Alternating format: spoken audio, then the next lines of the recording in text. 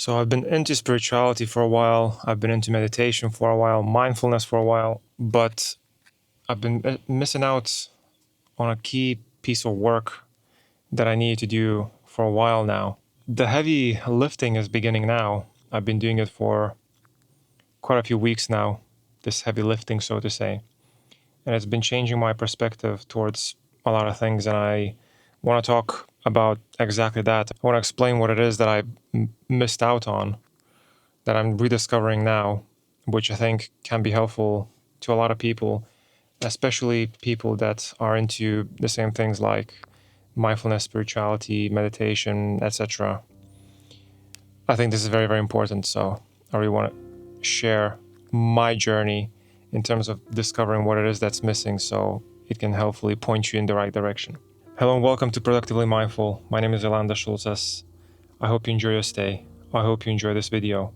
And I hope this video helps you in some sort of way, shape, or form in your emotional well-being journey, in your spirituality journey, mindfulness journey, whatever it may be, in your journey to heal yourself. So obviously, practicing meditation is a very good way of being present, is a very good way of learning how to observe your thoughts, observe what's going on in your mind, observe what's going on in your environment, become more in tune with the present moment and the preciousness of life and reality.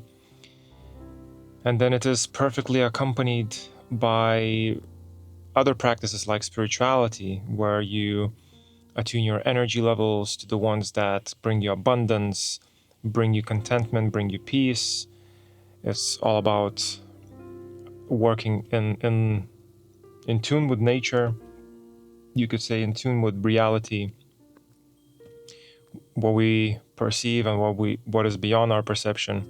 And then you also have mindfulness, and arguably meditation is part of the mindfulness process. But when I refer to meditation, it's to do with the, so to say, hardcore meditation where you sit down and all you do is just stay present. That's something that I talked about quite a lot in my videos. So I'll link a couple of them underneath here, and I'll tag one of them at the top right hand corner of this video for you to check out. Mindfulness can be broken down in so many things: mindful listening, mindful talking, mindful observation, mindful action taking. Everything has an element of mindfulness in it. And if you can apply the proper mindfulness approach towards life, it is the way how you become extremely present and in the moment during every single part of your life, every single moment of your life. Transitioning from moment to moment, you just stay present and in the moment. So meditation is part of it, but when I talk about meditation, I talk about the one where you sit down and you just focus really hard in terms of being present. Where you can also meditate while walking, meditate while recording a video, meditate while eating, meditate while reading, just all these things by being extremely present. So what happens through these practices? What tends to happen is, this is coming from personal experience, right? As I mentioned before, it's something that I suffered with, and it might sound like I feel like spirituality, mindfulness, and meditation were a waste of time, but they weren't, because if it wasn't for them, I wouldn't have realized what those things are that I need to work on. So if I look at spirituality, because there's an actual term for this issue that I'm going to refer to when it comes to spirituality, it is emotional bypassing through spirituality, or you could even say spiritual bypassing. What tends to happen is there's a lot of reference to attuning your energies to where you want to be, how you want your emotional state to be, where you want to gain abundance from. It's basically saying that if you create a certain vibrational level in your soul, in your very being, if you attune your energies to the one of the unified field of consciousness that is unconditionally supportive, you will get presented with whatever it, with whatever it is that you need. So there's two things when it comes to that.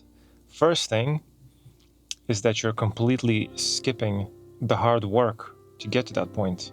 In life, you cannot skip the hard work. You have to do the hard work to be able to get to the destination that you need to go to. And if you do skip the hard work, you're missing out on the whole benefit of getting to that point. You're missing out on the whole journey, on the whole experience. And then the second thing is, if you're not doing the hard work and you're trying to hypothetically get to that place of attunement, of energetical frequency, you're not going to be ready for what's coming. You're not going to be ready for something, to receive something, just by attuning your energy, just by being on the right frequency. You have to have had done all of that work to get to that point, so you are emotionally ready to receive whatever it is that you need to receive, to be abundant, to be content, to be at peace. It is a very overwhelming emotional state, especially if you're not accustomed to feeling these things from within. And that's what we're working towards. We're working towards those feelings from within, because getting feelings of abundance, contentment, peace, happiness from within is essentially an infinite source of those feelings. We can generate them whenever we want, as opposed to chasing them from the outside, which is finite, and it is very situationally dependent. There's a lot of criteria that need to take place for those sensations to be there. So that's the issue when we look at it from the spiritual point of view. If we look at it from the meditation point of view, it can be kind of similar, because a lot of people have a slight misconception about meditation where we are told to try to not think, try to not get absorbed by feeling while we're meditating. Try and just be still and be present. But as a matter of fact, feeling while meditating is surrendering to the act of meditation. It's not just about trying to observe your thoughts, trying to observe your emotions and feelings as opposed to becoming them. It's about surrendering to the being, surrendering to the moment of meditation. Whatever the meditation brings, you surrender to it by not becoming whatever it is that you're being presented, as opposed to trying to observe it. By surrendering, you will inevitably be separated from whatever is going to happen, whatever you're feeling, whatever you're experiencing. And if you're not becoming whatever it is that you're feeling, experiencing, observing, you will have the best chance to actually observe it, as opposed to trying. If you're trying, you're setting an intention, some sort of a goal, something that you need to achieve as part of the meditation, but we're not achieving anything. We're just simply trying to be and surrender to the flow of events, which is what life is all about. Life is about change and surrendering to the change. And that's how we progress in life. That's how we get better spiritually, mindfully. That's how we grow as these energy-based beings, non-form beings, the souls that we are, the flame keepers that we are, as I referred to this a while ago, as flame keepers. So meditation can be a way of bypassing your emotions as well if you're not doing it correctly, which is very, very important to know. And you have to be careful in terms of where you get your guided meditations from. So, for example, a very good source for guided meditations would be Headspace, which is not a sponsor, but Headspace is a very, very good place to start because their guided meditations are very, very good.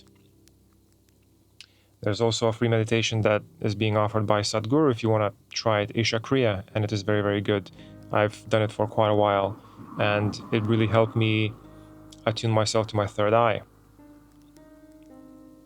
And then another person that I would like to recommend for good guided meditations is Dr. Joe Dispenza. His meditations are all about creating harmony between the energetic fields of your heart and your brain, creating coherence in both of these parts of you individually and between them. And the idea being is that if you create this coherence between your brain and your heart is your anchor to the emotional states that you want to be in, that you want to achieve, and your brain is like a beacon that sends out the signal to the quantum field, the unified field of consciousness. And that field is a field of pure potential, pure possibility. And if you create an attachment to the emotions that you want to receive in the future, the emotional states, by creating coherence, the idea is that you will bring that abundance, you will manifest that future for yourself, those emotional states. It's also important to know that this is not dwelling on the future, which is not what we want to do. It is manifesting by being intensely present and creating nothingness for your being. And nothingness is where abundance is. He provides, Dr. Joe Dispenza provides some really good meditations to do that. If you want to bring abundance to your life, if you want to create attunement, almost like a tether to your future possibilities. And then the last part that I wanted to touch upon, which is mindfulness, and why mindfulness is very, very important when it comes to this, is because the only way you'll be able to stop this spiritual bypassing, this bypassing of emotional work that you absolutely must do to be able to get to a point where your soul is fully authentic and what needed to be healed, is by becoming mindful of the fact that that is what you need to do.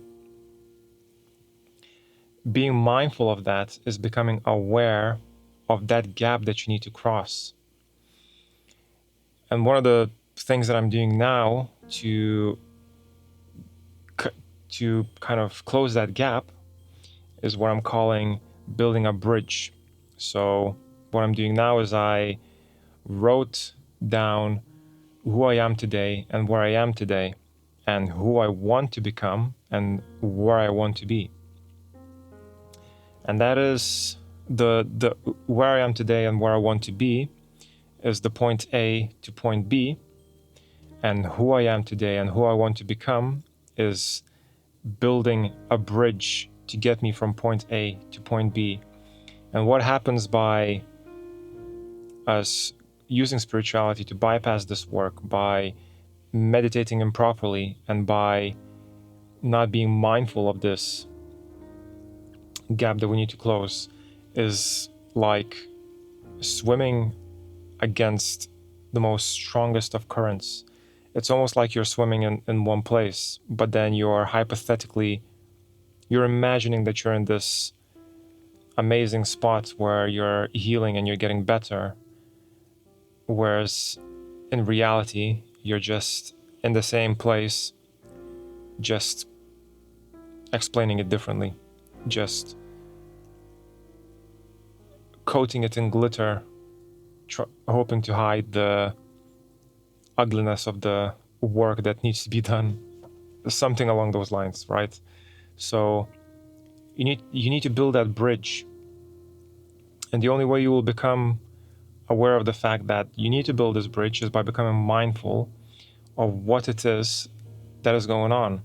It could be as simple as, if you're doing that work of spirituality, of mindfulness, of meditation, but then you still get moments where you're like feeling a feeling, but you're not sure what that feeling is. For example, if you ask yourself now, how are you feeling? And if your answer is good, fine, okay, that's not a feeling. That's not an emotion. Those are just very superficial, vague descriptions of how you're feeling. You have to dig deeper. You have to understand what that emotion is. Are you feeling content? Are you feeling happy? Do you feel stressed? Do you feel anxious? Do you feel elation? Do you feel sadness? What is it exactly that you're feeling? And if you're struggling to tell what it is that you're feeling at every moment of your existence, that means there's lack of emotional intelligence, and that is an indication that there is work that needs to be done. And if you are into spirituality, into mindfulness, into meditation, chances are you're bypassing that work. There are some shadows that have followed you all the way from your childhood, your early days, and they are there and they're preventing you from feeling whatever it is that you need to feel. And the only way you'll be able to feel it is by acknowledging those shadows, by understanding that they are habits and they are good things. They're there to protect you from whatever it is that was hurting you back in the day, that is not hurting you anymore. And only by becoming mindful of that will you be able to, first of all, start recognizing what that emotion is, what that shadow is. Then you can start accepting it, embracing it, understanding it, and creating insight towards that shadow, that emotion. And only when you go through all of those steps, which I talked about again in one of my videos, and again I'll link it underneath and in the top right hand corner, but once you go through all those 5 steps, only then you'll be able to integrate that shadow, that emotion that you've never really understood before. And only by integrating it will you be able to not get affected by it, but because the most common culprit as to why we're not experiencing life fully is because we don't really understand our emotions. We're feeling something, but we don't know what it is. We fight it, we resist it, and in turn we resist experience, we resist life, we resist reality, and it makes it difficult for us to move forward in our lives. It makes it difficult for us to grow and change and become better. So do not avoid that emotional intelligence work that you need to do. Do not avoid your shadows. Do not avoid the growth, the change that is possible for you. Make sure you become aware of those shadows and stop bypassing all of that heavy work, because you won't get to where you want to be by bypassing. You won't. It's as simple as that. And even if you do, you will be so overwhelmed by where you are because you didn't do the heavy lifting before you get there. It is as simple as that. It's a very simple lesson that you will only realize by building the awareness, by building the mindfulness that you need to be able to see it, to see that gap. And when you see it, it will be very hard to unsee it. And the hard work will begin. It will start taking you towards the shore. You will start seeing the opposite side of that river that you need to cross that has an insanely strong current. And then you will start figuring out what pylons you need to build to be able to support that bridge.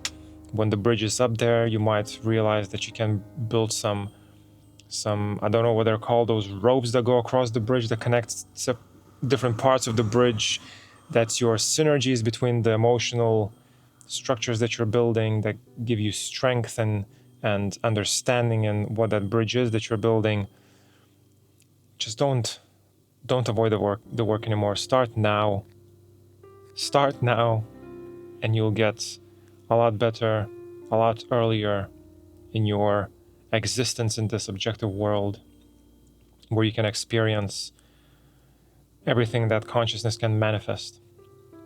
It is a beautiful thing, and I wish you all the success and all of the commitments to actually do it. And if that's something that you're struggling with, I'm a mindfulness and spirituality guide, and what I help people with is understanding that gap that they need to cross, understanding the emotional well-being that they can achieve through crossing that gap, and doing it mindfully, building that awareness to actually be able to cross that gap without having to absolutely annihilate your strength by trying to swim against the current. If that's something that you're interested in, there's a free community that I have, which I'll link underneath this video. If you click on the link, you can have a look and see if you want to join. It's completely free. We have bi-weekly group meetings there, exclusive monthly content, daily affirmation guidance, and guided meditations. And as the community grows, there will be more things included, more benefits, more value that you can get. If you did enjoy the video, make sure you click like, make sure you subscribe, the more likes the videos that I may get, the more subscribers that I get, the more this content will get pushed out to other people, the more I can help out, the more value I can give to everybody, and the more I can dedicate my time to doing this exact thing. Also, leave a comment underneath. I'm always eager to hear your perspectives in terms of the topics that I talk about. I am very eager to learn more about the topics that I talk about because I'm not all-knowing and I'm still on this journey of getting better and creating that bridge that I said to get to the other side of that shore. Otherwise, this has been Eilanda Schulzes from Productively Mindful. I love you all, and I'll speak to you all very, very soon. Goodbye.